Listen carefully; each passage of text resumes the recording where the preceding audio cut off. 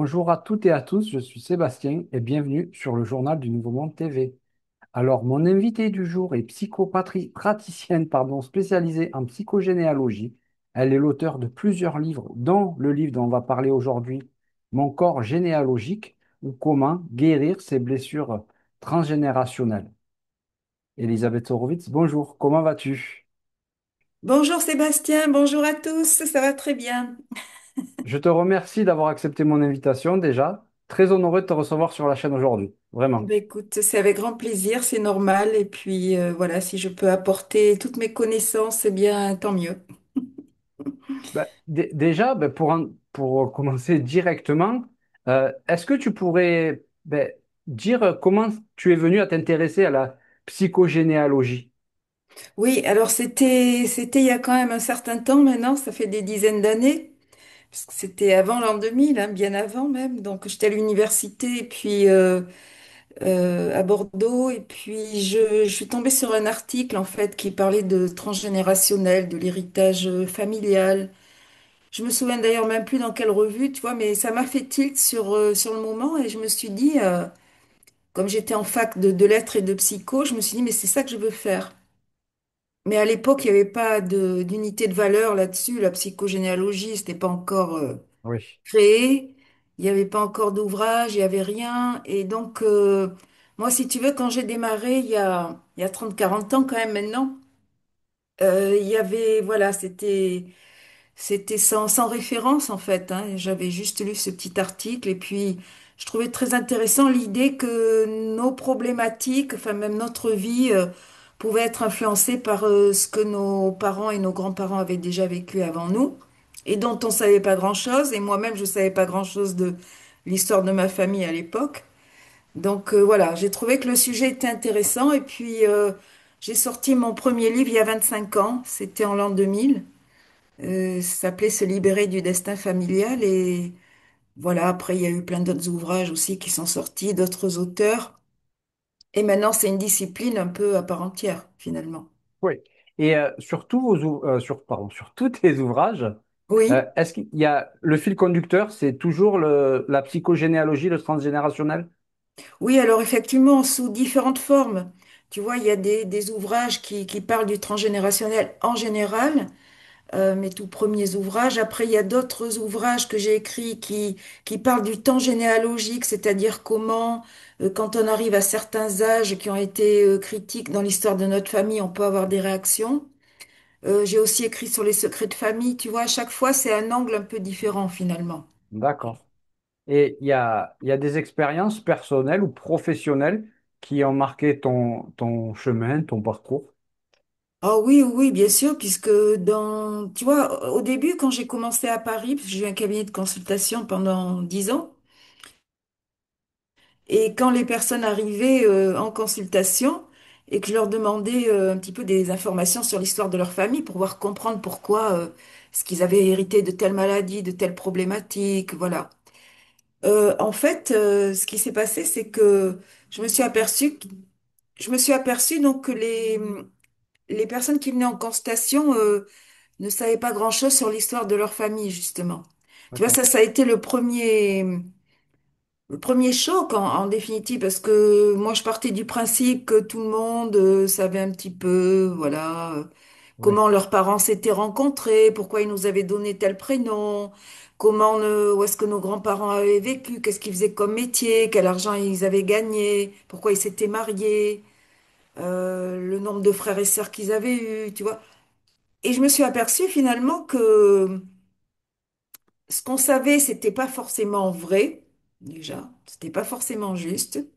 Et puis qu'il y avait des fois une enquête familiale à faire parce que voilà, on manquait de d'informations et finalement on savait pas grand-chose de ce qui s'était passé avant nous. Et moi je m'inclus parce que quand j'ai commencé, bah je savais pas non plus grand-chose sur l'histoire de ma famille. Finalement, je savais même pas comment mes parents s'étaient rencontrés, à quel âge, à quel endroit, est-ce qu'ils avaient aimé d'autres personnes avant de se connaître. Euh, quel genre de couple ils avaient formé, leurs frères et sœurs, les relations qu'ils avaient eues leurs frères et sœurs, les traumatismes de leur vie, tout ça, j'en savais absolument rien, tu vois. Donc ça, D'accord. ça, donc ça, c'était déjà le premier choc Et Oui, puis après, bien sûr, quand j'ai commencé à travailler avec les personnes, eh ben, il y a des personnes qui avaient des arbres généalogiques qui étaient, où il y avait beaucoup de traumatismes.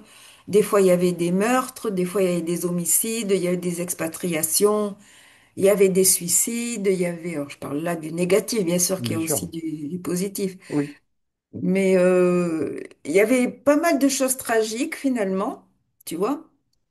Il faut être préparé aussi quand tu es thérapeute, tu vois, je veux dire, à et oui, entendre tout ça oui, et voilà. totalement. C'est clair. Alors il y a aussi, bien sûr, dans les arbres généalogiques, beaucoup de choses positives, dans la mesure où si on est là, déjà, si on est vivant, c'est qu'il y a une transmission et que les capacités que l'on porte, je pense que le chemin, des fois, il était déjà tracé par nos ascendants, tu vois. Oui, Soit par leur métier, soit par des choses qui leur plaisaient et dont nous, on peut faire un métier par la suite, quelquefois. d'accord. Donc, Ok. il y a aussi des belles choses, il y a aussi des grands moments de bonheur, heureusement. Oui, Il y a des satisfactions, il y a des réussites. Il y a des réussites financières, socio-professionnelles, etc., même sentimentales. Au milieu de tout ça, tu vois, mais c'est vraiment une diversité incroyable parce que d'une famille à l'autre, ben les histoires sont diamétralement opposées, quoi. Voilà, il n'y a d'ac- aucun arbre généalogique qui est la copie du tien ou qui est la copie du mien, tu oui, vois. ça, bah oui, bien sûr.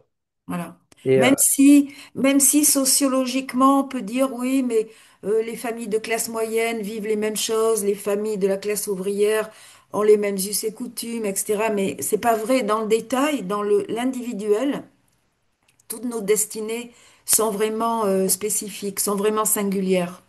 d'accord. En fait, enfin, moi, quand je t'entends parler, que tu expliques un petit peu, après, on va y revenir un Oui. peu plus en détail quand on va parler du livre, mais le transgénérationnel, les ancêtres, c'est, Mhm. c'est comme une carte routière, finalement, quelque part. Oui, oui, c'est ça. C'est-à-dire, c'est ce qui nous a précédé et c'est un peu ce qui nous a formaté aussi, quand même, parce qu'il y a énormément d'influence, même si on n'en a pas conscience. Donc, oui, c'est un peu comme un programme, tu vois. C'est un peu comme un programme que tu as dans l'ordinateur. Tu insères une disquette ou un programme, bah, c'est ton programme. Voilà. D'accord. Tu as eu tel père, tu as eu telle mère, ils avaient tel âge quand ils se sont connus, ils avaient tel âge quand ils t'ont conçu. Ils ont peut-être eu d'autres enfants avant ou après. Donc, tu as peut-être des frères et sœurs. Voilà, je dis tu, mais ça peut être n'importe quelle personne. Oui, Bien sûr, oui, m'adresse au public. Et voilà. Donc, effectivement, c'est notre matrice en quelque sorte.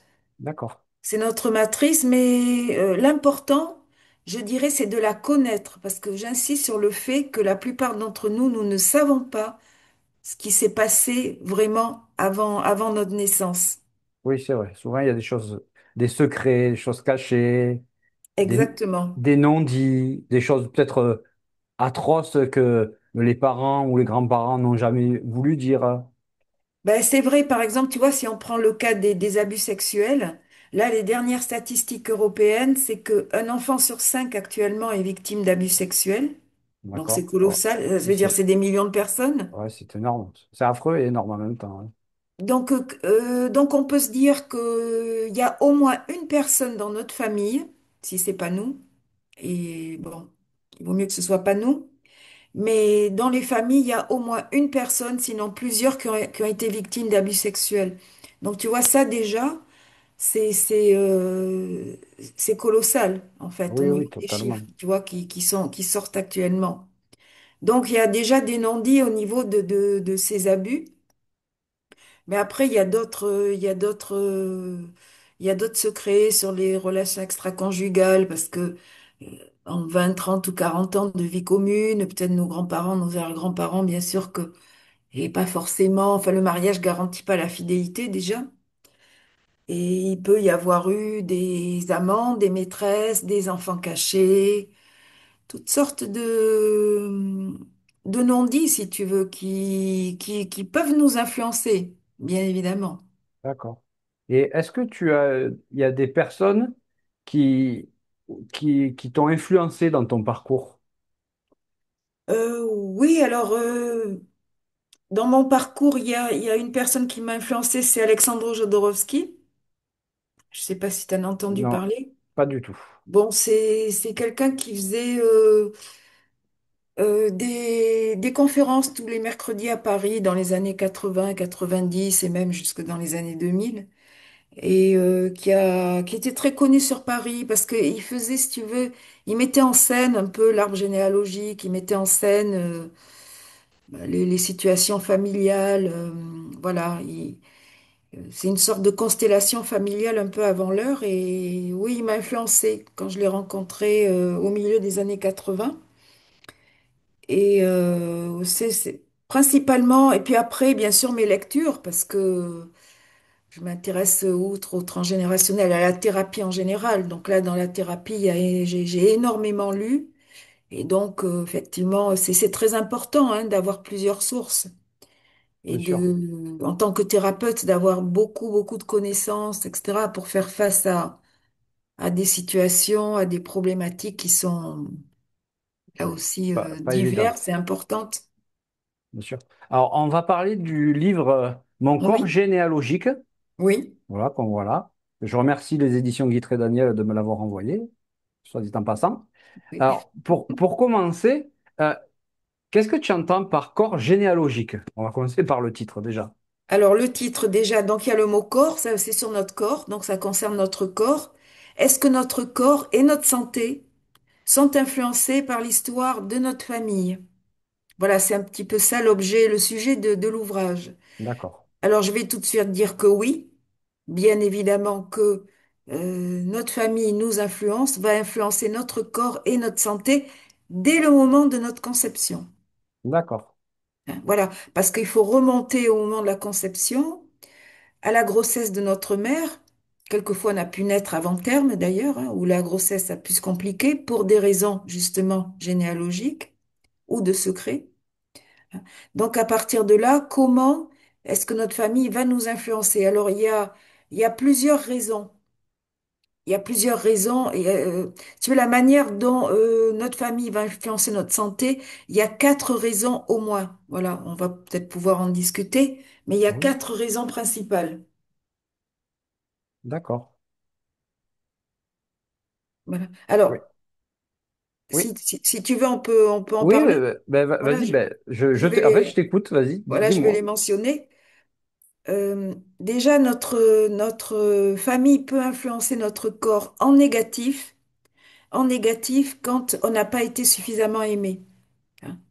D'accord. C'est-à-dire que si nos parents ne se sont pas suffisamment occupés de nous, n'ont pas répondu à nos besoins, à notre besoin de sécurité déjà quand on était bébé, Oui. à notre besoin d'affection, hein, à notre besoin de réconfort, eh bien, on peut, dès l'adolescence, avoir déjà des symptômes comme de la dépression, des addictions, hein, par D'accord. exemple, très tôt, fumer, boire, prendre des risques, tu vois, bon, se mettre dans des situations à risque, Ok. avoir des problèmes d'insomnie, des somatisations. Tout ça est une conséquence, en fait, du désamour parental D'accord. et aussi souvent de la séparation précoce des parents. Voilà. Donc ça, c'est une première raison, c'est vraiment comment notre enfance, à partir du moment où nos parents étaient immatures et irresponsables et n'ont pas été aimés par nos grands-parents non plus, parce que tu vois, c'est une chaîne en fait, hein. Ok. Voilà. Si nos parents n'ont pas été suffisamment aimés, ils ne pourront pas suffisamment nous aimer, nous serons livrés à nous-mêmes. Et là, ce manque de sécurité de base, si tu veux, va nous fragiliser, hein, et induire aussi des troubles de santé par la suite, plus D'accord. fréquemment, beaucoup plus fréquemment. Hein. Voilà. D'accord. Ok. Donc ça, c'est une chose déjà.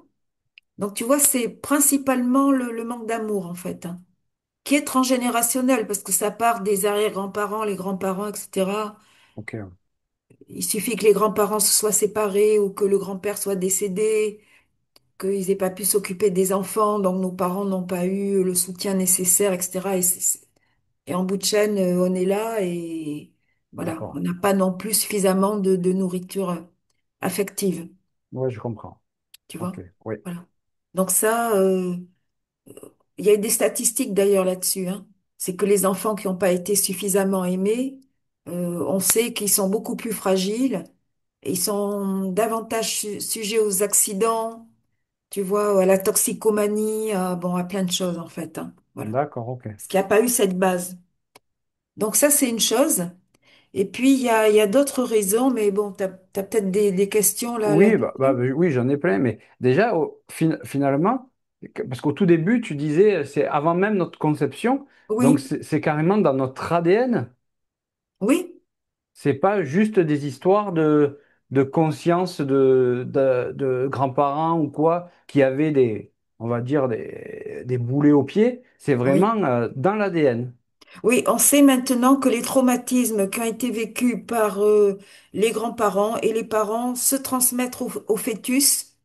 Donc effectivement, on peut naître déjà avec, déjà on peut naître avant terme, hein, six Oui, mois, 7 mois, etc. Là, ce qui prouve qu'il y a déjà des difficultés, hein, dans l'histoire familiale. Mais on peut naître aussi avec des handicaps, malheureusement, hein, lorsqu'il y a eu justement ces traumatismes au niveau généalogique, des traumatismes à la génération des parents, des oncles et tantes, des grands-parents des deux côtés, maternelle, paternelle, ou voire au-dessus. Hein, voilà. d'accord. Donc c'est Ok, pour ça que je conseille à toutes les personnes qui nous écoutent de monter un arbre généalogique très simple, avec déjà eux-mêmes leurs frères et sœurs, les parents, les oncles et tantes et les grands-parents. Voilà. d'accord, On n'est pas obligé d'aller forcément au-delà dans un premier temps. Tu vois, mais déjà pour avoir une idée de ce qui a été vécu, est-ce qu'il y a eu des ruptures, est-ce qu'il y a eu des abandons, est-ce qu'il y a eu des décès prématurés, qu'est-ce qui a pu constituer des traumatismes? Voilà. d'accord. Et tout ça, en fait, ça crée des mémoires dans le corps. Exactement, exactement. Et c'est quoi les différences, ben, du coup, entre des mémoires ben, du corps corporel, ouais, c'est comme ça qu'on dit, des Oui. mémoires psychiques et des mémoires transgénérationnelles? Alors, le transgénérationnel, ça englobe les mémoires psychiques et physiques. D'accord, Alors, dans les mémoires psychiques, tu peux avoir de la dépression, tu peux avoir des hantises aussi, des phobies. Hein, par exemple, t'as la phobie de l'eau, mais tu ignores que ton grand-père s'est noyé à 35 ans parce qu'il est parti, ou alors il était pêcheur et puis on n'a pas retrouvé son corps il y a 2 décennies. Et toi, tu as peur de l'eau, tu sais pas pourquoi, parce que peut-être on t'a jamais dit, déjà tu le sais pas. Peut-être que tes d'accord, parents t'ont jamais raconté cette histoire parce que c'est un peu tabou, qu'ils veulent pas parler du tragique. Donc toi, t'as une super peur de l'eau. Je prends cet exemple-là, mais ça peut être oui, autre chose. Ça peut être la peur de conduire si quelqu'un a eu un accident, tu vois. bien sûr, Ou ça peut être une peur alimentaire si quelqu'un s'est intoxiqué et puis qu'il est décédé. d'accord. Oui, ça peut être vraiment n'importe quoi. Ça peut être, c'est-à-dire que tous les traumas important, tu vois. Et en plus, si on ne le sait pas, c'est encore plus grave parce que le fait de ne pas le savoir, alors là, on est complètement aux prises avec la répétition. D'accord. Ça Avec peut, la répétition. ça peut se transmettre, ben, par exemple, moi, si j'ai un blocage comme ça, dû ben, à quelque chose de transgénérationnel que je ne sais pas, à mon Oui, enfant, je peux lui transmettre? oui, Ok. oui. Et si je le sais, est-ce que ça pardon, ce cycle?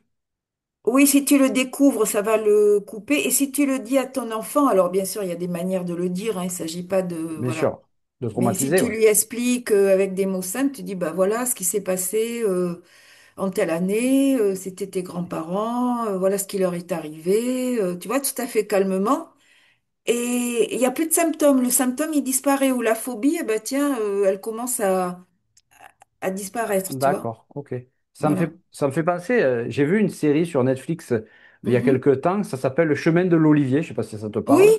oui, Voilà, ça, c'est exactement en rapport avec ça. J'ai trouvé super cette série. J'ai eu l'impression que ça racontait bien. Alors, je sais pas tout si tu à trouves fait. que c'était bien tourné ou pas, mais ça me fait penser à ça. Absolument. C'est d'ailleurs, je pense que c'est la série qui a permis à certains ouvrages de transgénérationnels, pas forcément le mien, mais d'autres, à se vendre davantage, si tu veux, parce que cette série qui a été internationale, Oui, qui a été, les droits ont été vendus un peu partout dans le monde, dans différentes langues. Donc en fait, à un moment donné, tu vois, tout le monde s'est dit, ah mais oui, mais attends, est-ce que mes problèmes personnels, est-ce qu'ils n'auraient pas une origine à une ou deux générations, des choses dont j'ignore complètement eh oui. l'existence en fait, et peut-être que ça m'influence à mon insu, Ben, tu c'est vois? pour ça que quand tu as parlé de l'eau, ça m'a fait en fait penser à un des personnages Oui, qui a peur de l'eau. Et en fait, c'est ben, ça. voilà. Non, mais c'est vrai que c'est Alors, fou quand même. les phobies, c'est complètement caractéristique, tu vois, les phobies inexplicables, enfin, que tu ne peux pas t'expliquer à toi-même, eh ben c'est complètement du transgénérationnel en général, hein, voilà. D'accord, C'est souvent un héritage d'un trauma, voilà, qui concerne ben, une personne dans la famille, voilà. Après, d'accord. il faut découvrir laquelle.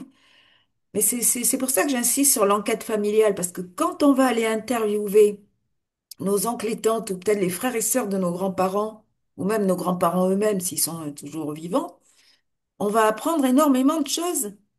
Oui. Parce que les parents, si tu veux, ne parlent pas. Je sais pas si oui, t'as dû faire comme tout le monde, plein de repas de famille, et on parle de quoi? Ben, la pluie et du beau temps. Eh ben voilà. Voilà. Ben voilà. Et quand on commence à aborder certains sujets, Aïe, aïe. voilà, ça n'existe pas, et on n'en parle pas, c'est tabou ou c'est dans le déni. Voilà, tu vois, donc on pourrait dire, mais notre génération, enfin la génération de 2025, on peut se dire, mais attends, la communication, tout le monde se parle, mais pas du tout en fait, hein. Parce Non, que quand non, tu regardes les repas de famille, on parle de la météo, de la politique et tout ça, puis la vie intime, tu peux passer 30 ans à aller déjeuner chez quelqu'un sans rien savoir de lui, c'est vrai, tout à fait. C'est tu vois? totalement vrai. Ah oui, oui, Et c'est pour ça que je dis, tant que nos ascendants sont vivants, il faut se précipiter chez eux, alors en tête à tête, et puis vraiment très calmement, hein, en leur demandant au début des questions assez banales, tu vois, mais après, pour avoir des confidences, pour essayer eh oui, d'obtenir des confidences, tu vois, avec des photos de famille et tout ça, parce qu'il y a énormément d'informations qui nous échappent et c'est ça qui est important, en fait. d'accord. Et est-ce que ben, il y a certaines maladies qui peuvent être directement liées à ça, justement, à la transmission familiale? C'est inconscient, bien Tout, entendu, tout mais à fait. Tout à ouais, fait. C'est l'objet d'ailleurs de mon ouvrage. Alors, dans les maladies psychiques, par exemple, la dépression, tu vois, la dépression, c'est aussi un symptôme souvent transgénérationnel. C'est-à-dire que la dépression qui a pris possession de nous n'est pas forcément de notre fait, mais ça peut être un héritage parce que nos parents eux-mêmes étaient déprimés ou les grands-parents depuis une expatriation, depuis la perte d'un enfant, depuis la perte de leur maison, perte d'argent, enfin, tu vois, toutes les pertes, en fait. Tout ok, ce qui relève de la perte, produit de la dépression, tant que c'est pas traité. ok, Mais effectivement, on peut aussi avoir des symptômes physiques, et on peut même avoir des symptômes physiques. Par exemple, là, je vais te dire un cas que je cite dans le livre d'ailleurs. Il y a une dame qui vient me voir, elle a un cancer au niveau du pied. Et en faisant son arbre, on s'aperçoit que son arrière-grand-père a eu les deux pieds coupés par une d'accord, machine agricole, il y a donc 80 ans. Bon, voilà. Tu vois. oui, Donc, c'est pour ça que tu peux remonter jusqu'aux grands-parents, jusqu'à trouver un événement ou quelque chose, ou un même symptôme, c'est-à-dire la même chose. Voilà. d'accord, Est-ce que si, pour tout, j'ai des problèmes respiratoires, est-ce que quelqu'un dans ma famille a eu avant moi des problèmes respiratoires, une pneumonie, des bronchites à répétition? Est-ce qu'il y a eu une asphyxie? Est-ce qu'on l'a empêché de respirer à un moment donné? Est-ce que ça peut être des problèmes cardiaques? Est-ce qu'il y a des d'accord, crises cardiaques? Si oui, à quel âge? Est-ce que ça a été une cause de décès? Est-ce que, il y a eu des suicides? Par exemple, j'ai la sensation de suffoquer. Est-ce qu'il y a quelqu'un qui serait pendu dans ma famille? Tu sais, c'est toutes sortes de questions d'accord, ouais. qu'il faut se poser pour essayer de rattacher nos troubles de santé à quelque chose qui s'est passé avant nous. Voilà. D'accord, ok. Et très souvent, il y a un lien. Très, très souvent, il y a un lien. D'accord. Ah, et en fait, le corps, finalement, enfin, je ne sais pas si je peux l'exprimer comme ça, mais c'est un arbre généalogique vivant, Oui, c'est finalement. ça. Exactement. Ouais, Oui, d'accord. c'est exactement ça.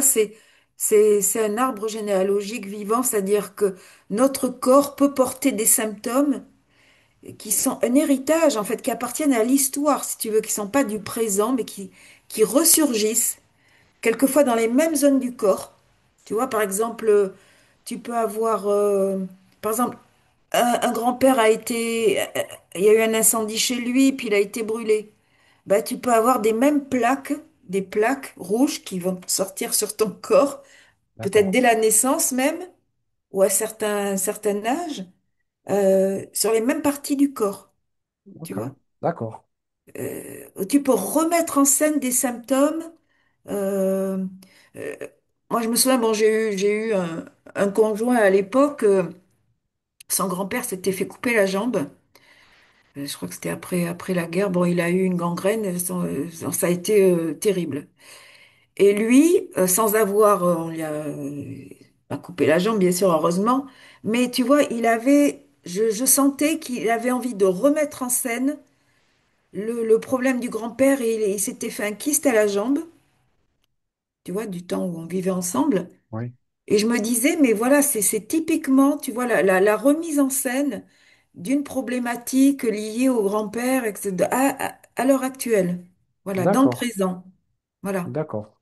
Oui, donc Ok. ça, c'est fréquent aussi.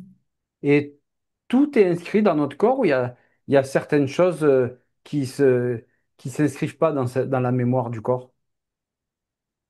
Ben, moi, je pense que tout s'inscrit quand même, hein. Mais tout s'inscrit à condition que ce soit des choses qui n'ont pas été résolues. Bon, ce qui a été résolu, ça va pas s'inscrire, tu Bien vois. sûr, oui. Mais tout ce qui demande une prise de conscience est remis en scène dans notre corps ou D'accord. par l'intermédiaire de notre corps, tu vois. Ok, ouais. Donc, c'est très, très important de se demander, ben, est-ce que ce symptôme, quelqu'un l'a déjà porté? Est-ce que je suis en train de revivre quelque chose pour comprendre? Ou pour oui pour comprendre quelque chose que j'ignorais ou dont on m'a jamais parlé finalement tu vois. Ok. Et hmm, j'avais une question, elle m'a échappé, elle va Ah, ça revenir. va revenir. Ça va. Oui, les émotions, elles jouent un rôle dans tout ça. Absolument, les émotions jouent un grand rôle dans tout ça parce que en fait ce qui va exacerber ces problèmes de santé, justement j'en parlais tout à l'heure, ce sont les carences qu'on a eues dans notre enfance parce que les carences qu'on a eues dans notre enfance elles vont générer de la peur et de la colère et un sentiment d'abandon. Et on sait que ces émotions-là, si tu veux, elles vont amplifier les problématiques de santé, hein. Elles peuvent D'accord. largement les amplifier, même D'accord. les déclencher parfois. Finalement, le corps parle en fait à travers tous ces symptômes. Exactement, parce que en fait, les humains ne parlent pas beaucoup, contrairement à... Ou ils parlent beaucoup, mais des fois Pour pour rien dire des dire. choses peut-être assez banales. C'est vrai, oui. Mais le principal n'est pas dit, en fait. Voilà. C'est-à-dire D'accord. tout ce qui est de l'ordre de l'intime. On a peur de parler des choses qui ont fait mal, c'est normal. Voilà, si on a été violé, on va pas en parler de but en blanc, tu Oui. vois. Or, justement, c'est important d'en parler. Alors, à un thérapeute et peut-être à nos enfants pour leur éviter que ça leur arrive à leur tour. Bah oui. C'est le sujet enfin, de ma prochaine question. C'est justement, ben, c'est ce silence des choses qu'on ne raconte pas. Mhm. Euh, Ça a un impact, du coup, directement sur les descendants. Absolument. Tu peux vraiment créer un anti-destin, vraiment compliquer la vie des descendants à partir du moment où tu retiens des informations, où tu ne parles pas de choses intimes dont tu as souffert. Donc ça reste en fait comme une espèce de crypte à l'intérieur de soi, hein, et où sont enfermées des informations essentielles. Et le fait que tes enfants ou tes petits-enfants ne les connaissent pas, tu les condamnes peut-être à les revivre eux-mêmes. Et c'est ça qui est dangereux. Bah oui, oui, bien sûr. Oui, Tu c'est vois, parce que certain. tu les prives de leur liberté, de leurs expériences personnelles, parce que tu les condamnes à découvrir ce que toi tu as caché. Bah c'est terrible finalement. Oui. Et tout à l'heure, on a un petit peu parlé d'ADN Oui, et tu parlais comment on appelle ça? Qu'aujourd'hui d'actualité. Voilà, on va dire ça comme ça. oui, c'est vrai. Qu'est-ce qui, comment ça en est venu à que ben, aujourd'hui? scientifiquement, c'est prouvé. Parce qu'il y a une nouvelle discipline qui s'appelle l'épigénétique et qui a révélé, si tu veux, que notre code ADN n'est pas déterminé. C'est-à-dire que, et c'est une révolution, parce que justement, on pensait jusqu'alors, ah bon, l'ADN détermine tout. Non. Il y a des séquences dans l'ADN qui peuvent être dormantes ou qui peuvent se révéler à certains D'accord? moments sous l'effet de l'environnement. C'est-à-dire que si tu vis dans un environnement toxique, eh bien, effectivement, il y a des séquences de l'ADN qui vont se manifester, en quelque sorte, hein. Il y a des D'accord? mutations. Voilà, il y a des mutations qui peuvent être in utero, c'est-à-dire dans le ventre de ta maman, même si elle-même a souffert aussi de traumas durant sa grossesse, hein, tu vois. Ok.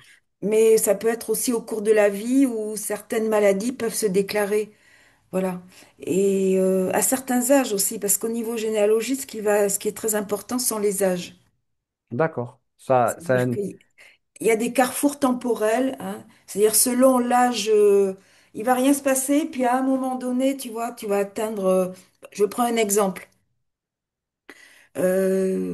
Ton père est mort à 35 ans dans un accident de voiture.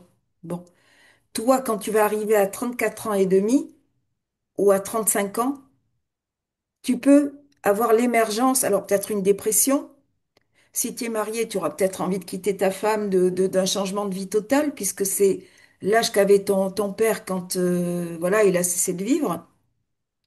Donc toi, tu vas peut-être vouloir une vie complètement différente, finalement, tu vois. d'accord. Oui. Mais tu peux aussi avoir des symptômes corporels, c'est vrai.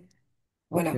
En fonction aussi, c'est d'autant plus vrai par rapport aux accidents, parce que si le corps de ton père a été abîmé lors de cet accident de voiture, tu peux avoir, toi, des symptômes dans les mêmes parties du corps, D'accord. Ah, oui, carrément. au même âge.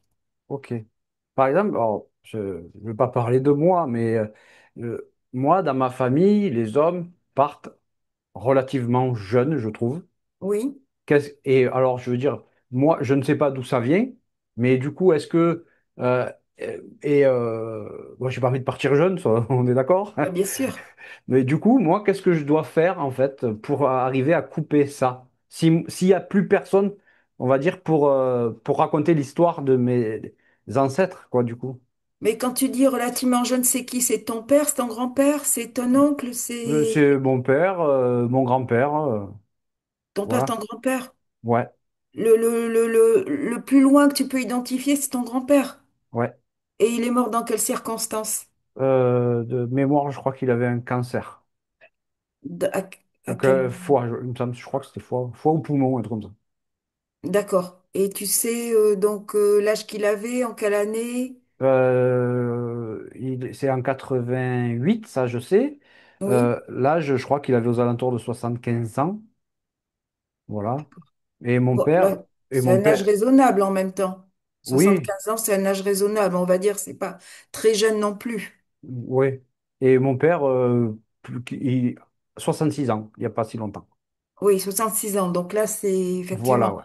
Alors, il faut savoir pourquoi aussi. Tu vois, ce qui est important, c'est non seulement de rattacher à une situation ancienne, mais de savoir pourquoi. Par exemple, il y a un certain nombre de personnes qui décèdent au moment de la retraite. Là, tu parlais de 66 ans. Bon, ça peut être un effet après la cessation d'activité. Il faut voir avec quoi c'est relié. Est-ce que c'est lié, est-ce que ce décès, on va dire prématuré, est-ce que c'est lié, à quoi c'est lié dans la vie de la personne? Est-ce que c'est le départ à la retraite? Est-ce que c'est suite à une perte dans la famille? Est-ce que c'est suite à un divorce?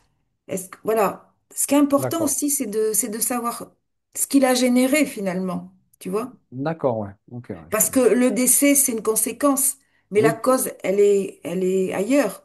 bien sûr. Elle est dans la vie de la personne. Et donc là, c'est important de savoir ce qui se passait quand même. Là, pour ton papa, par exemple, tu peux le savoir. Oui, Pourquoi? Est-ce qu'il est décédé à tel âge? Qu'est-ce qui se passait dans sa vie? Est-ce qu'il a eu des traumatismes? Est-ce que c'était une personne difficile? Est-ce qu'il avait perdu ses frères et sœurs avant?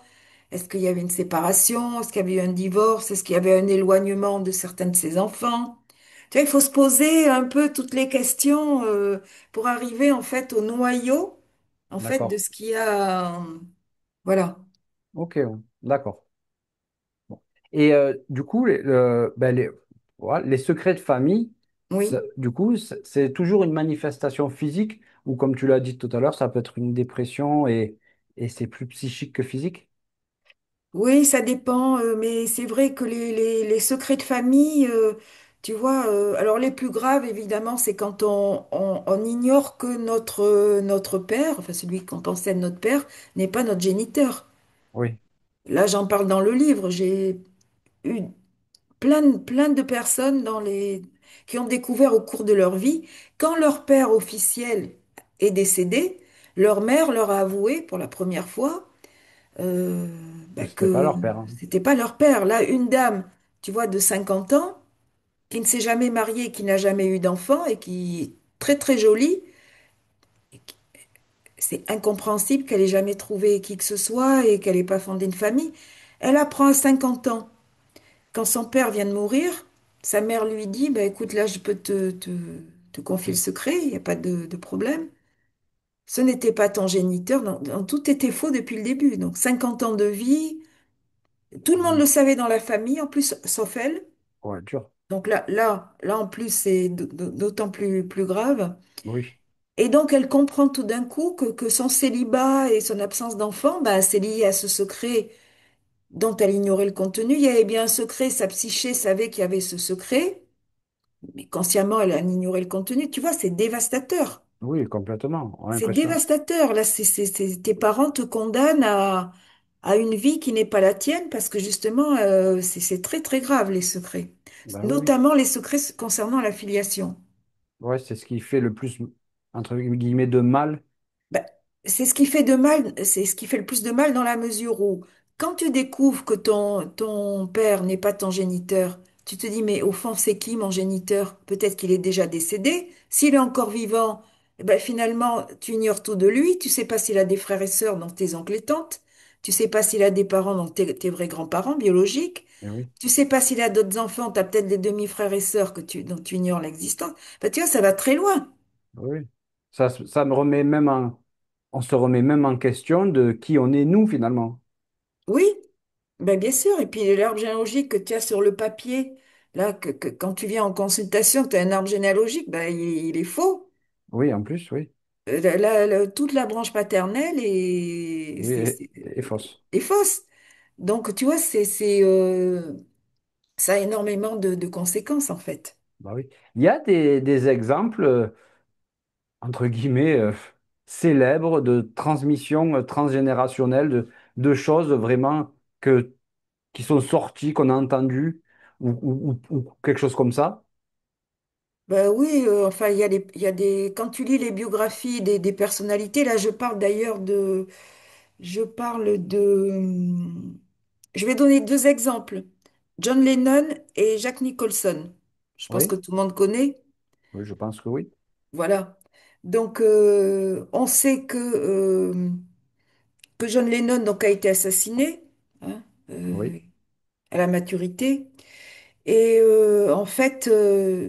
en fait, lui, son histoire, c'est que quand il avait 18 ans, sa mère a été fauchée par une voiture, la voiture d'un policier à Londres. Et donc sa mère est morte, lui il avait 18 ans. Bon, voilà. Ça a été le drame de sa vie. Bon, il a jamais plus voulu en parler. Donc tu vois, 18 ans, c'est l'âge. 18 ans égale un décès. Bon, voilà. Et quand son fils, son premier fils, parce qu'il en a eu deux, quand son premier fils a eu 18 ans, c'est là où lui s'est fait assassiner. Tu vois. C'est oui, pour ça que je parlais tout à l'heure du temps généalogique. Le temps généalogique, c'est très très important parce qu'on a une espèce d'horloge interne, tu vois, avec des âges marqueurs et des dates clés, des dates significatives. Et là, c'est tout à fait édifiant dans le cas dans le cas de John Lennon où il y a euh, au même âge, donc ça c'est aussi très important quand nos enfants vont arriver à un âge qui a été critique pour nous, ça peut déclencher quelque chose, hein. Voilà, parce qu'il nous renvoie à l'âge que l'on avait, ben, au moment d'une perte, au moment d'un drame, etc. Et là, il y a un effet rebond. Bref. Et Jack Nicholson, eh ben, lui, c'est un secret de famille. Il découvre donc à l'âge de 37 ans, parce que la presse a fait une enquête sur sa famille, parce qu'il devient un petit peu célèbre. Donc, la presse révèle que bah, ceux qui pensaient être ses parents sont ses grands-parents maternels. D'accord. Celle qui était présentée comme sa sœur aînée avec 16 ans d'écart était sa mère biologique.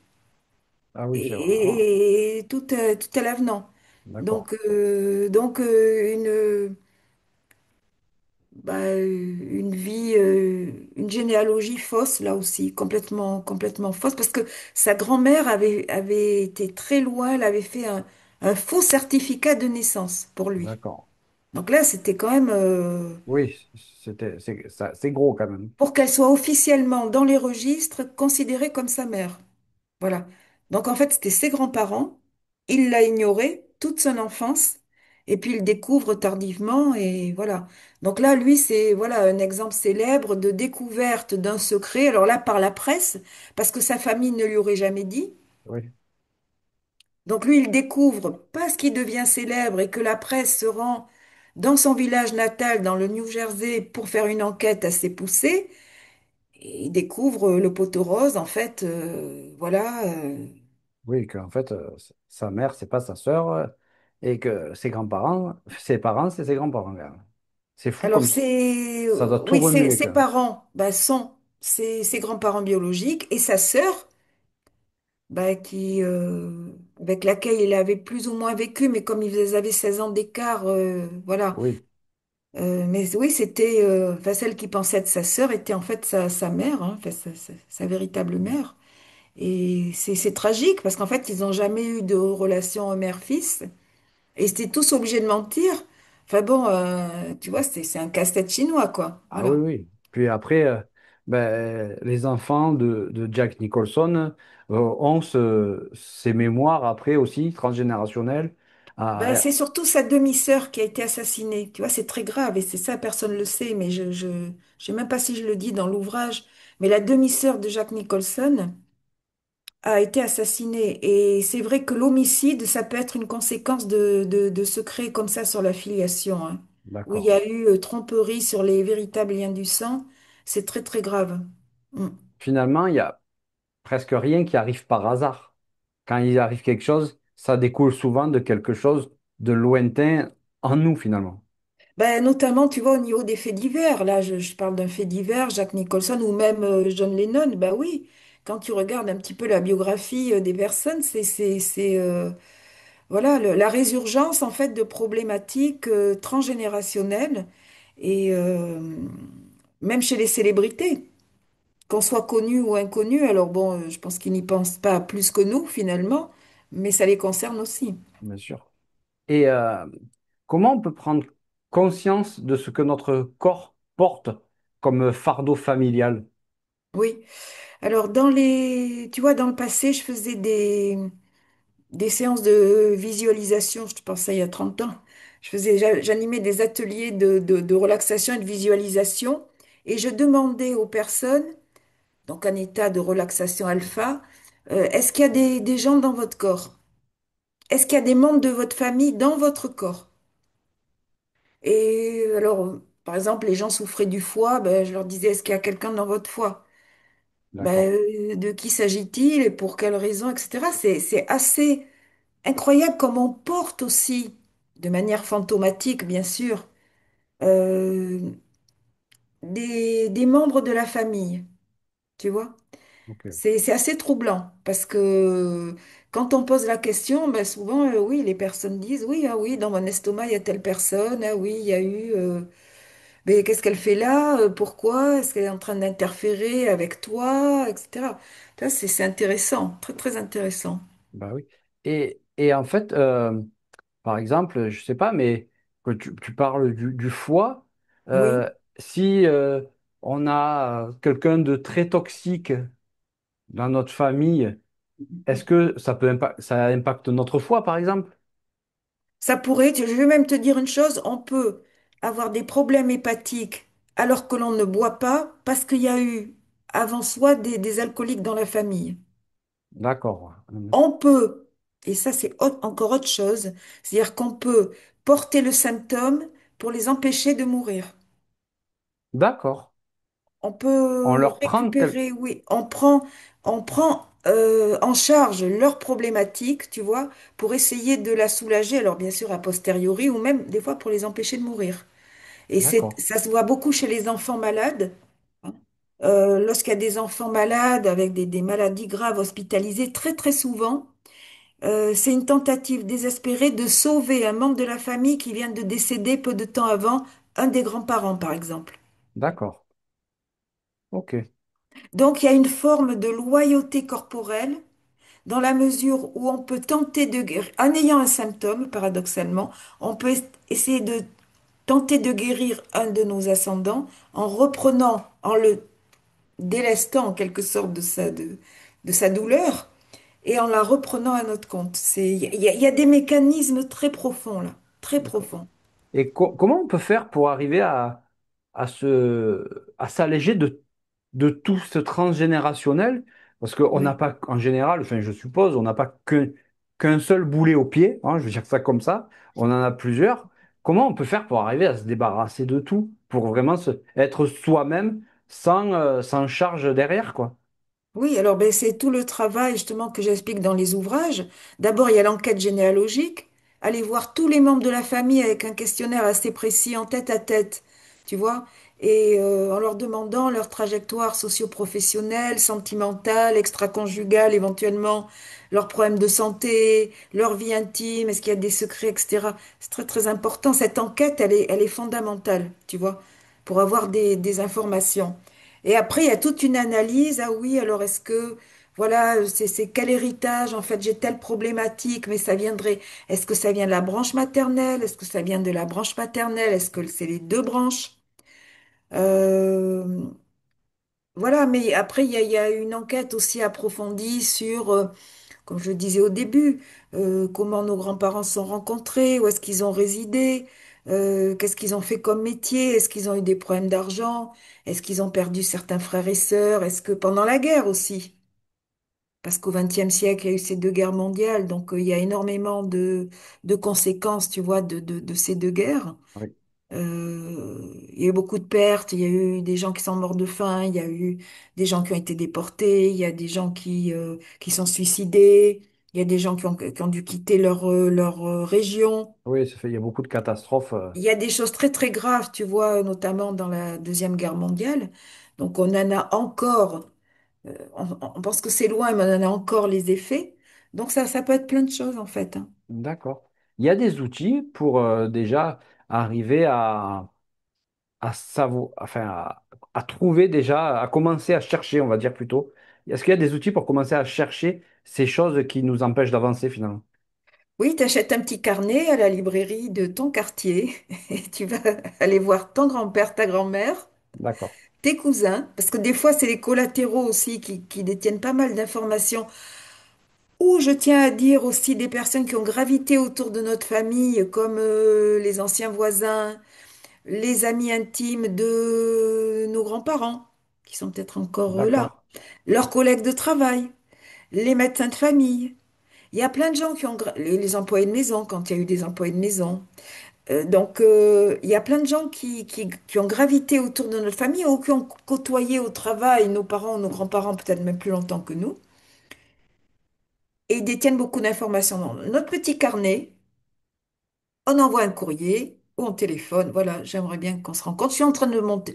On dit des choses très banales au début. Ben voilà, je suis en train de faire mon enquête généalogique, mes recherches généalogiques. Tout le monde en fait, donc ok. il n'y a pas de souci. Voilà, est-ce que tu aurais quelques photos à me montrer, me parler un petit peu de votre vie? Puis de fil en aiguille, tu vois, alors au début, bien sûr, tu vas pas récupérer des secrets. Non, Tu vas avoir des informations, tu vas demander la confirmation des dates de naissance, des dates de mariage, des dates de décès, voilà comment vous êtes rencontrés, tu vois. Puis progressivement, quand la confiance s'installe, là, tu vas avoir des confidences parce que les personnes demandent à parler, à transmettre, en fait. C'est parce que les gens parlent pas parce qu'on leur a jamais posé de questions aussi. oui, c'est vrai aussi, oui. c'est Tu vrai. vois, alors ils se disent, ben, ça va intéresser personne parce que, ben non, ça va intéresser ceux qui vont pour la première fois les rencontrer. Moi, je veux te dire, je suis allée tout au début de mes recherches rencontrer une cousine de ma grand-mère qui a toujours été là, mais adolescente, moi, j'avais pas l'idée de, Oui, bien sûr. bien sûr, de lui poser D'aller la questionner, oui. mille et une questions. Et puis un jour, je suis allée voir toute une après-midi et là, j'ai eu tout l'arbre généalogique, dans l'ordre chronologique, les frères et sœurs, avec les dates, avec les métiers, avec, tu vois. Des fois, il suffit d'une après-midi et tu apprends plus de choses qu'en 10 ou 20 ans. Ouais. Ouais, Donc la c'est technique, sûr. c'est celle-là, ton petit carnet, une lettre si tu veux pas téléphoner. D'ailleurs, c'est très courtois. Tu fais une lettre, voilà. Est-ce que tu pourrais m'accorder une entrevue? Voilà, parce que je fais mes recherches généalogiques, j'aurais besoin d'informations. Est-ce que tu peux m'aider? Cette D'accord. phrase-là est très importante. Est-ce que tu peux m'aider? Parce que l'aide, tout le monde a envie d'aider son prochain, tu vois. Bien sûr. Et de fil en aiguille, tu vas obtenir des photos que tu n'avais jamais vues, des confidences. Ben, des fois, les gens vont te dire, bah oui, j'avais une maîtresse, j'avais un amant, ah oui, mais en quelle année, il s'appelait comment? Parce que le problème aussi, je prends un exemple, imaginons que ton grand-père a eu une maîtresse qui s'appelait Nathalie. T'en savais rien jusqu'au moment où tu allais l'interviewer. Oui.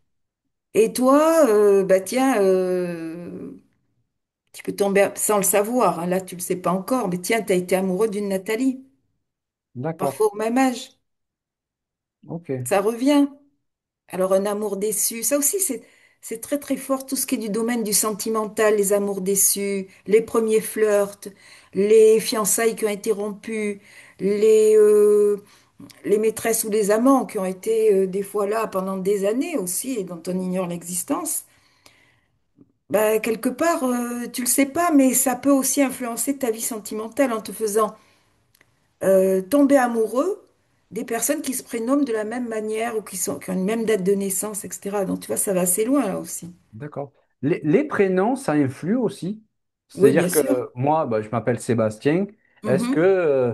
peut-être que sans le savoir, mes parents m'ont donné ce nom et il y a des décennies en arrière, sur les arrière-grands-parents, il s'est passé quelque chose avec une personne qui s'appelait Sébastien? Oui. Ou- C'est possible. C'est possible que ce soit que tu portes un prénom qui a déjà été porté par quelqu'un. Alors si oui, de qui s'agit-il? Parce que là aussi, c'est quand même c'est quand même aussi une destinée de porter le prénom de quelqu'un, tu vois? Parce que Oui, c'est quelque part hérité d'une destinée encore plus singulière. Là, tu es vraiment en lien avec cette personne-là. d'accord, Mais après, ça peut être pour toutes sortes de raisons. Sébastien, ça peut être le prénom d'un collègue de travail de ton père, d'un ancien ami de ta mère, Après, si tu veux, pour un même prénom, tu peux avoir des milliers de raisons, d'accord. tu Ok, vois. Comme je disais, tu t'appelles Vanessa, ben oui, c'est peut-être parce que ton père travaillait avec une Vanessa, ou ta maman, sa meilleure amie s'appelait Vanessa, ou une collègue de travail, ou vous étiez en voyage et puis il y avait marqué Vanessa sur, un bâtiment, puis tiens, c'est resté. Il y a mille et une raisons d'accord. dans l'attribution du prénom, en Ok, dehors même de la généalogie. bon, d'accord. Et l'hypnose dans tout ça, on entend beaucoup d'hypnose Oui. transgénérationnelle. Mhm. Est-ce que c'est quelque chose, un outil aussi supplémentaire? Il y a plusieurs outils. Je vais en citer quelques-uns. Il y a les constellations familiales. C'est une théâtralisation de certaines scènes de la vie familiale dans un petit groupe de 10 15 personnes, hein. Puis un homme, une femme vont jouer le rôle de ton père, ta mère, tes grands-parents, tes frères et sœurs, etc. Donc les constellations, c'est très très fort pour faire émerger aussi des secrets de famille, parce que moi j'en ai guidé des constellations, et là il y a des choses qui émergent, c'est incroyable. Comme dans la série sur Netflix qu'on parlait tout à l'heure. Voilà, On le voit qu'il faut une pièce de théâtre. voilà, D'accord. exactement. Donc ça c'est les constellations, hein. Enfin c'est le terme moderne pour le psychodrame. En fait au départ c'est du psychodrame, hein, voilà. Mais c'est la même chose. En dehors des constellations, il y a effectivement de l'hypnose transgénérationnelle où là, tu peux, encore une fois, un état modifié de conscience sous hypnose, donc régresser même in utero, c'est-à-dire jusqu'au moment où tes parents enfin ta maman, ta- de ta gestation, le moment où tes parents t'ont conçu, et même au-delà. Alors moi, personnellement, je n'en fais pas, je n'en guide pas, parce que je suis pas hypnothérapeute, mais je sais que ça existe. Ça va être très, très intéressant aussi, tu vois, pour retrouver des informations aussi qui nous manquent, par exemple, tu vois. Quand t'as aucune information ou que tous les membres, enfin, c'est rare que tous les membres de la famille soient décédés, mais bon, admettons que voilà, il y a toute une branche dont tu ignores un petit peu tout, donc à ce moment-là, faire effectivement des séances d'hypnose transgénérationnelle, ça peut être très très intéressant. Euh, voilà, donc il y a quand même plusieurs outils. Il y a l'enquête familiale qui peut être très poussée, très très poussée. Parce qu'il suffit pas d'aller voir les parents et non, non, ça peut être vraiment toute la famille, hein. Donc l'enquête familiale, les constellations, la mise en scène donc de certaines situations familiales ou de certaines difficultés familiales, et là il y a des choses qui émergent. Parce que les personnes qui vont jouer le rôle de nos oncles et tantes ou de nos parents, bah, ils vont parler et ce qui est incroyable, c'est que sans rien savoir de notre histoire, ils vont pouvoir quelquefois dire des vérités, tu vois. Une Oui, espèce de... c'est vraiment impressionnant, tout ce qui peut sortir là dans ces mises en scène théâtrales, à caractère théâtral. d'accord. Voilà, et puis il y a aussi, il y a deux autres choses, il y a les rêves. J'allais te poser la question si les rêves, ça jouait un rôle aussi. Alors les rêves, ça joue un rôle. Par exemple, je me souviens, d'ailleurs, je crois que je le cite dans le livre, une dame arrive en consultation, puis elle me dit, voilà, j'ai rêvé cette nuit, mais très clairement, sans aucun doute, qu'on me disait dans le rêve, ton frère a un enfant caché. Alors, elle me dit, qu'est-ce que vous en pensez? Ben, je lui dis, moi, je n'en sais rien. Je peux pas vous dire si c'est vrai ou pas. Le Oui, seul moyen de le savoir, c'est... Par c'est de... contre, si c'est un rêve, effectivement, qui affirme quelque chose, et vous en souvenez au réveil, bon. Alors, donc, elle est allée voir son frère et elle lui dit, ben voilà, est-ce que tu aurais un enfant caché? Et il lui dit, ben, comment tu le sais?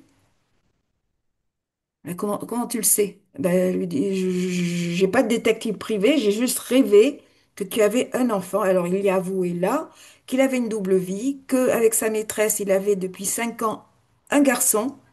Donc, elle avait un filleul, non, pas un neveu Oui, un neveu. Oui. dont elle ignorait l'existence. Voilà, par exemple, tu vois, et le rêve, à tout moment, le rêve peut te dire une vérité, finalement. D'accord. C'est pas un peu de la médiumnité quelque part? Ben, je pense pas, c'est-à-dire le rêve, c'est la psyché, elle a accès à tout, aux D'accord. informations qui sont en dehors même de la temporalité normale, hein. D'ailleurs, Freud le disait, hein, dans notre psyché, le temps ne s'écoule pas comme dans la vie normale. Donc, effectivement, nous sommes toujours à même de découvrir des informations, des événements qui se sont passés avant nous et dont nous ne savons rien consciemment. Voilà, mais bon, l'information peut être retrouvée. Et puis, pour une autre anecdote personnelle, un jour, je suis dans je fais en tant que participante un stage d'art-thérapie. Et là, on fait 1 heure de méditation pour clore la session. Et là, je ne sais pas pourquoi, je vois dans cette méditation mes parents sortant de la maternité avec moi dans le berceau, bon, chose dont je me rappelle absolument pas du tout. C'est sûr. Et j'entends dans cette méditation Ah, verbale qu'ils ont eue, on a un où ils se peu... disaient, mais comment on va faire avec cet enfant? Ils étaient complètement, moi j'étais leur premier enfant, et là ils n'avaient pas du tout, enfin ils étaient, comment on va s'en occuper? Et j'entendais donc dans la méditation leur discours, tu vois, de façon, mais c'est passé comme ça. Je me suis dit, qu'est-ce que ça fait là? Ça, c'est apparu, ça a redisparu. Alors, comme je fais pas de méditation, bon, j'ai pas eu depuis de... Mais je pense que les personnes qui font de la méditation aussi peuvent avoir ces flashs, si tu veux, des flashs vraiment voilà, de ce type-là. D'accord. Ok. Et, euh, et du coup, est-ce que le corps peut guérir ses mémoires sans passer par le mental? Oui, D'accord. oui, Comment? je pense que le corps peut guérir sans passer forcément par l'analyse, bien que quand même, je pense que retrouver des informations essentielles, bah, c'est quand même un petit peu indispensable. Mais je pense que quand on fait beaucoup de travail sur soi, tu vois, on peut Oui, échapper à la répétition, même en dehors du transgénérationnel, hein. Bon, voilà, moi, si je cite mon exemple, enfin, peut-être pas un exemple, mais disons, si je cite mon parcours, j'ai commencé à travailler sur moi à 15 ans. d'accord. J'ai fait de tout, du tarot, de l'astrologie, de la psychologie, de la thérapie, du transgénérationnel, de plein de choses, plein de choses, une chose après l'autre, ou bon, voilà. Et, et tout ça, à un moment donné, tu vois, ça se cristallise.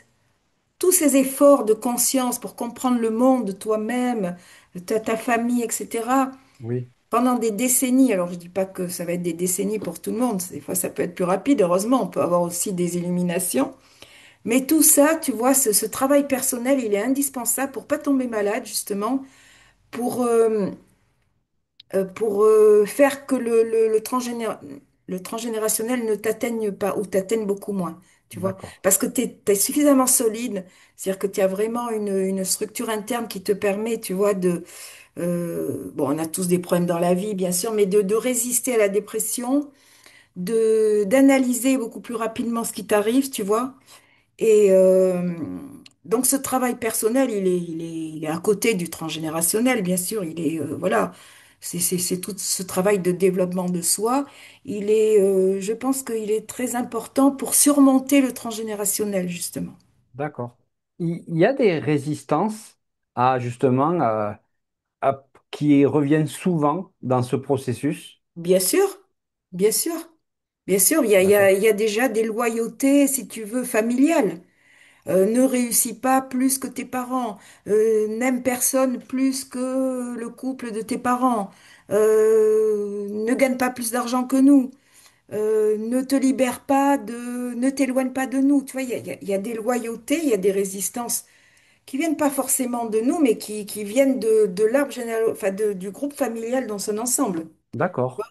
C'est-à-dire que le groupe familial, c'est une entité qui n'aime pas que quelqu'un s'individualise. C'est-à-dire Ok. que l'arbre généalogique, il s'oppose à ton unicité, il s'oppose à ton indépendance. Donc, il a Oui, plein de moyens de te retarder ou de t'empêcher de te réaliser. oui, Il parce a que, plein de moyens. oui, parce qu'un arbre, de toute façon, on est reliés tous ensemble avec les branches. Imagine que, je prends un exemple, imagine que tu t'en fous amoureux de quelqu'un et puis, ben voilà, tu vas quitter ta région, peut-être ton pays, voilà, c'est l'amour fou, c'est toi, tu sens que c'est toi, c'est complètement toi. Et que c'est la personne de ta vie. Et au même moment, ta mère a un cancer. Je prends un exemple, c'est inventé, hein. Oui, Voilà. oui, Tu vois déjà que le quantum d'affection que tu allais investir avec une nouvelle personne, oui, bah, il est déjà concurrencé par la maladie de ta mère, sans, voilà, sans avis négatif. Mais tu vois, il y a déjà... alors, où va aller ta loyauté? Est-ce qu'elle va aller vers la nouvelle personne que tu vas rencontrer? ou la mère qui a son Ou est-ce que cancer. tu vas te dire, ah oui, mais attends, mais là, maman est malade, donc il faut que je reste là, donc je ne serai pas aussi disponible. Tu vois, tu peux pas tu veux dire, je peux pas lui soutirer tout ce quantum d'affection et de temps. Alors là, tu, voilà un exemple où l'arbre généalogique te ramène Mm. au noyau dur de Familiale. familial, tu vois. Ouais, ouais, qui t'empêche de, comme tu dis, d'être dans son chemin, dans son unicité, quoi. Au moment où toi, tu vas vraiment et même connaître, je dirais, des expériences fortes aussi, peut-être que ton âme n'a jamais connues, des exaltations, tu vois, tu te dis, mais là, c'est vraiment moi, c'est vraiment pour moi, c'est moi et c'est pour moi. Et là, tu peux être attrapé par l'arbre ou ton père a un accident de voiture ou il y a un problème de santé ou quelqu'un perd son travail, il y a une crise financière, et tout ça.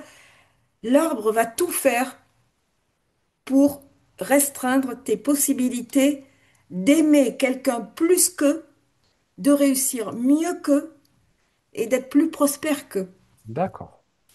Et quand on arrive à se nettoyer, à guérir, est-ce que ça a un impact sur notre santé?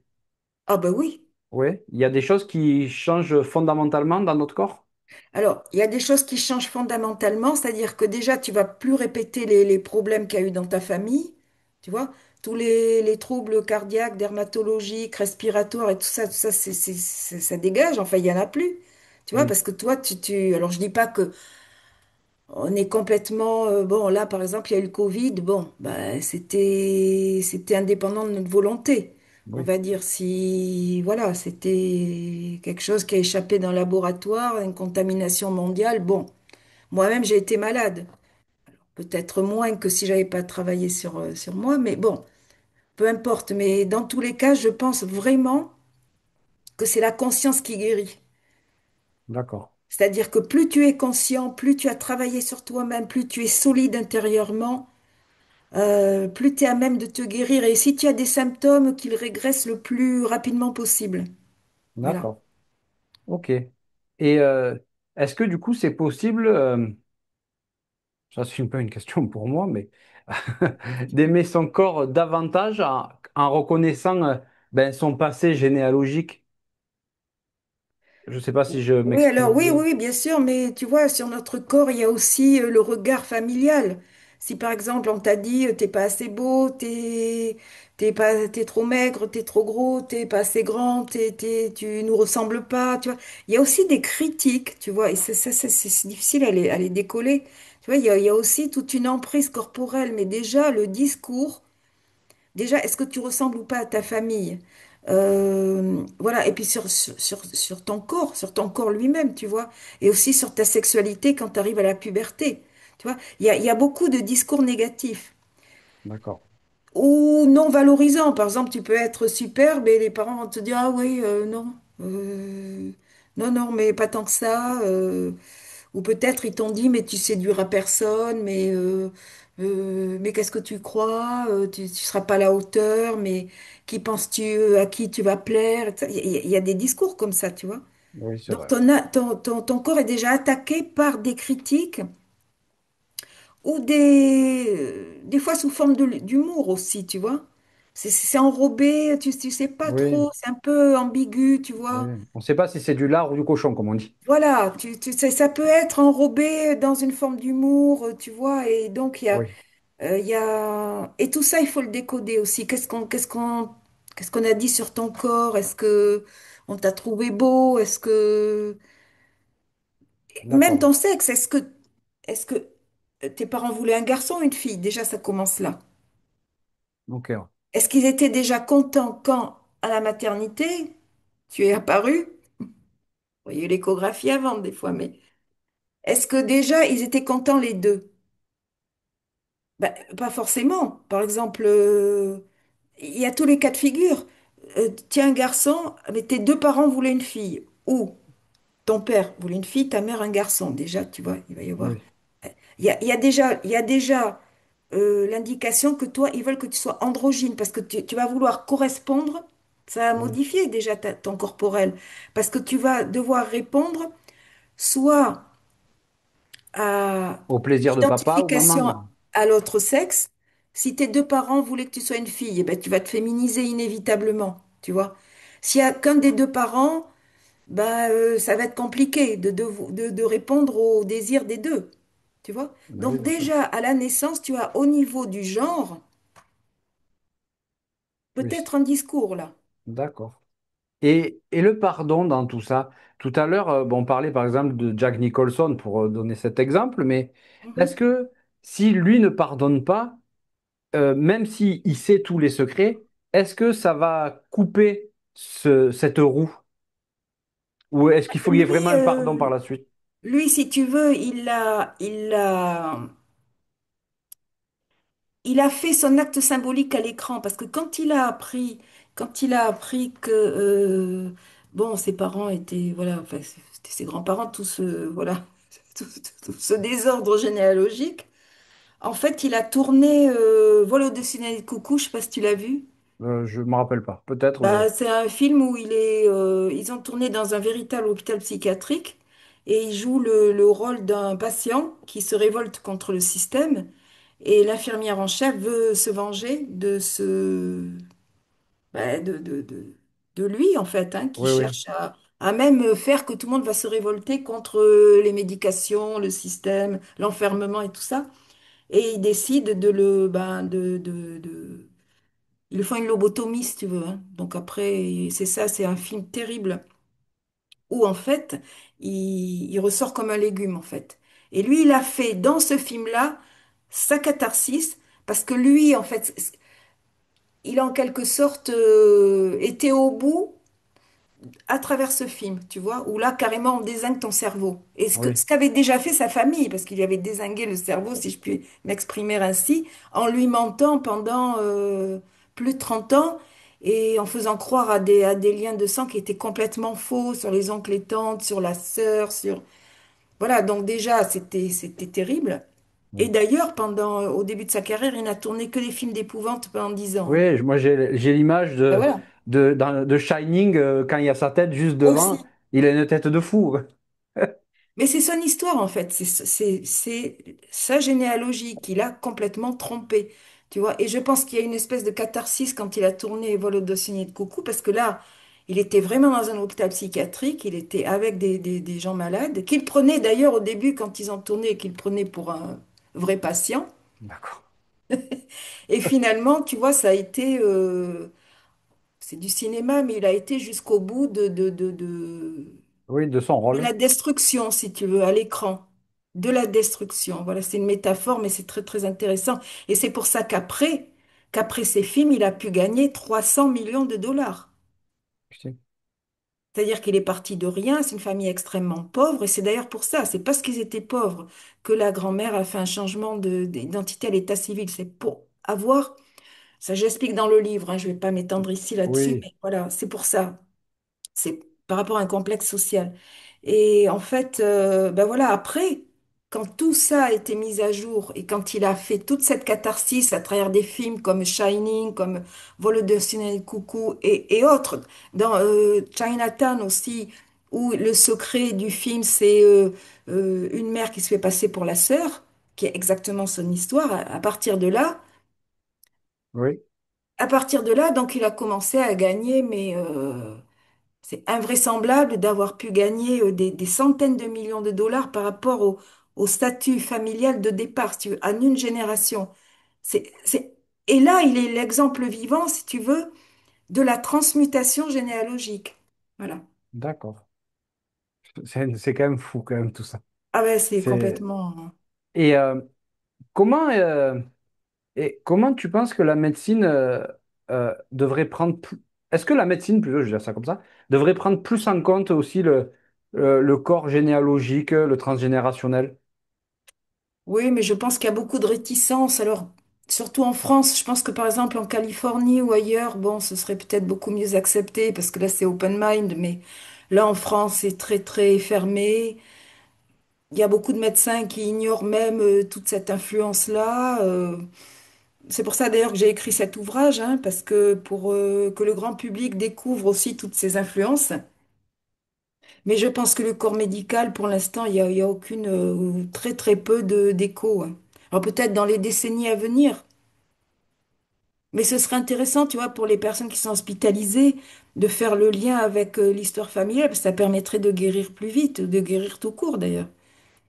Oui, oui, c'est sûr. Ça pourrait mettre plein de mots sur les mots, on peut dire C'est ça comme ça. ça. Mhm. Et si quelqu'un devait commencer à faire un travail sur lui en psychogénéalogie transgénérationnelle, quel conseil tu lui donnerais? Ben, je lui dirais donc justement de commencer à s'intéresser ben, déjà à ses parents, s'il veut pas remonter très loin, les parents, les oncles et tantes, tu vois, tout simplement. Les parents et les oncles et tantes. Voilà, déjà D'accord. aller les rencontrer. tout à fait cordialement. Et puis avec le petit carnet que j'ai mentionné au départ. Et puis on prend des notes, c'est très important parce que aussi il y a beaucoup d'informations qui se perdent et c'est très important de tout noter. C'est pas forcément possible d'enregistrer parce que bon, Oui. Mais mais déjà, tout de noter. noter, ça, Déjà quand on sort, tu notes tout, tu oui, notes parce que sinon on tu vas garde une oublier. trace. Parce que sinon, tu vois, tu retiens très très peu de choses en fait. Mais ça, c'est une règle générale, hein. Tu vas à une conférence, tu retiens deux, trois idées. Tu vas pas tout retenir. Non, oui, c'est sûr, c'est sûr. Pareil. Euh, tu as un site internet où on peut retrouver des informations sur Oui, toi? oui. Alors il y a un site internet, voilà. C'était pour te dire oui que ma prochaine activité, c'est une conférence à Toulouse le samedi, euh, le samedi 13 septembre. Voilà, Voilà, on le voit salon ici. bien-être et spiritualité. Alors c'est pas Besançon, là ce sera Toulouse, hein. Voilà, à Toulouse, le 13 septembre à 11 heures à l'espace Diagora. Exactement. Voilà, c'est ça. Ok, Voilà, conférence à tous. Ce sera une grande, grande conférence parce que je crois que c'est un amphithéâtre, il y a 500 places. waouh, Donc ça va être une grande, grande conférence. Et puis après, voilà, ben, je vais de toute façon aller sur mon site et puis il y aura les dates et voilà. Et puis le Facebook aussi, hein. voilà. Et on peut aussi te retrouver, donc, comme tu disais, sur Facebook, Voilà, voilà ma page Facebook. ta Mm. page Facebook, voilà, et sur Instagram. Et sur Instagram aussi, voilà, je poste aussi les prochaines activités là à la rentrée. Il y en aura Ok, de temps en temps. super. Hop, je reviens en plein écran. Voilà. Donc, tu es l'auteur du livre Mon corps généalogique. Voilà. Si vous voulez commencer à en apprendre plus ben, sur tout ce qui est transgénérationnel, vos ancêtres, les parents, les grands-parents, commencez par ce livre. Ça vous fait déjà une bonne base. Oui, je pense. D'accord. Voilà. Et Elisabeth, je te remercie vraiment beaucoup pour ben, ta disponibilité et Avec plaisir. d'avoir partagé ben, ton savoir aujourd'hui. Oui, Je remercie aussi tout le monde ben, qui s'est abonné ces derniers temps. Merci beaucoup. Ben, pour les autres, ben, abonnez-vous. Moi, ça m'aide parce que ça me bien motive à sûr. créer plus de contenu, Mhm. partager, liker. Vraiment, voilà. C'est des choses toutes simples, toutes bêtes. C'est juste d'appuyer sur un bouton. Mais du coup, en fait, ça fait grossir la chaîne. Et ben, forcément, c'est motivant. Et puis voilà, ben, pour finir, Elisabeth, je vais te laisser le mot de la fin. Merci beaucoup, Sébastien. Écoute, tu sais, j'ai fait beaucoup d'interviews et tu m'as posé des questions très intéressantes. C'est vrai? Voilà, Oui, ça fait plaisir alors. voilà. Et inhabituelles parce que, tu vois, c'est tout à fait en toute franchise et c'est vrai que ça me permet aussi de développer certaines idées. Bon, bien sûr, qui sont peut-être dans l'ouvrage, mais tu vois que j'ai pas l'habitude de De, développer finalement. Et c'est bien cette sincérité, voilà, c'est très voilà. bien, c'est Ben, naturel. ben, merci beaucoup, ça me touche vraiment beaucoup. Merci. Ben, je te remercie vraiment encore. Ben, passe une bonne fin de journée et puis je vous dis à bientôt ben, pour une prochaine vidéo. Allez, au À revoir. bientôt.